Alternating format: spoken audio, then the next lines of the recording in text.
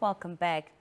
Dr. Kaire Mbuende, an international relations and former diplomat, is here to help us unpack the International Criminal Court's recent move to issue warrants against Israeli Prime Minister Benjamin Netanyahu, as well as Defense Minister Yoav Gallant, for alleged war crimes in Gaza. The ICC has also issued a warrant for Hamas leader Mohammed Deif. Let's dive straight into the key issues. Dr. Mbuende, good evening, and thank you so much for joining us. Thank you, and good evening. Doctor, what's your take on the ICC's decision to issue a warrant for Netanyahu? Do you think this could reshape Israel's diplomatic standing on the global stage? Well, I think that's a long-awaited decision, given what has been happening in Gaza in particular. Mm-hmm. And for some reason, the international community has not really been firm in taking actions against Israel. Mm-hmm. So this is a very important decision, and it will have implications, not immediately, but it will encourage those who are supporting the Palestinians and also those who are supporting Israel. So there will be a discussion around this particular issue.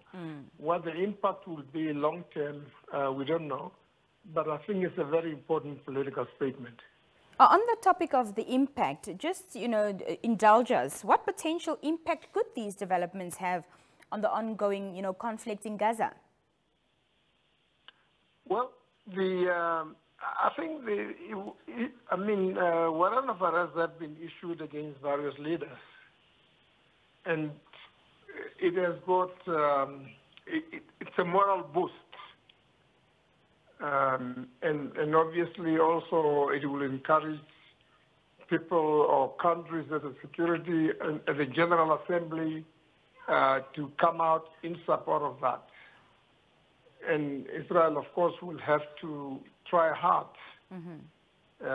to enhance or to justify its standing. Mm-hmm. And I think the impact will not be felt immediately, but it's more of a strong political statement. Mm-hmm, mm-hmm.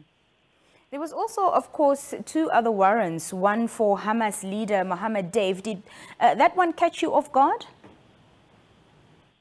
Well, I think the ACC wants to show that they are impartial, and therefore once you issue a warrant of arrest on the other side, you have to issue on the other side also. Mm-hmm. And I think that, but the issue of Israel really stands out in terms of the perpetration, or the abuse of human rights against the people of Palestine for a long time. Mm-hmm. And it's important, or it's good that the international community, an institution of that standing, took a clear stand, which has not happened in the past. Mm-hmm. Mm-hmm.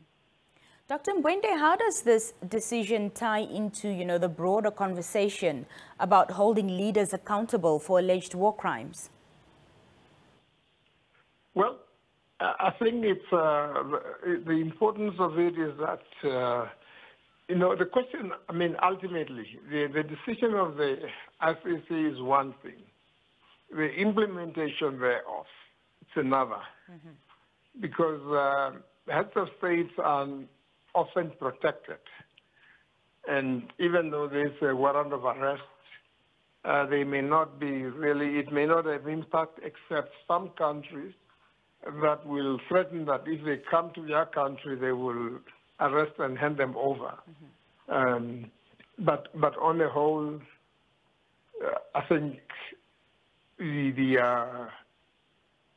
on the whole, the impact of this has always been minimal. Mm-hmm. But psychologically, it's important, and also the whole issue of holding leaders accountable. Because in the past, we have had warrant of arrest against African leaders. Mm-hmm, mm-hmm, mm-hmm. And it's good to see that it goes beyond that. And those ones have perpetrated crimes against humanity over a long period of time. Speaking of the previous warrant of arrest for African leaders, which we've seen happen, do you think the ICC's actions regarding Netanyahu will affect how the court is perceived in Africa, especially given its history with African leaders? No, I don't think so. I think African leaders are skeptical about the ICC, even though some of them are signatories.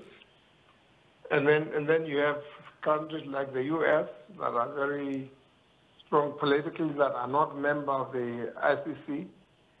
So the Africans have seen the ICC as a biased institution, and that perception is not going to change through the issuing of this warrant of arrest against Netanyahu. Well, Dr. Mbuende, we appreciate you taking our time to speak to us this evening. Thank you so much for joining us. Thank you. Pleasure. That was Dr. Kaire Mbuende speaking to us on the line there. We'll be right back after this brief break. Do stay with us.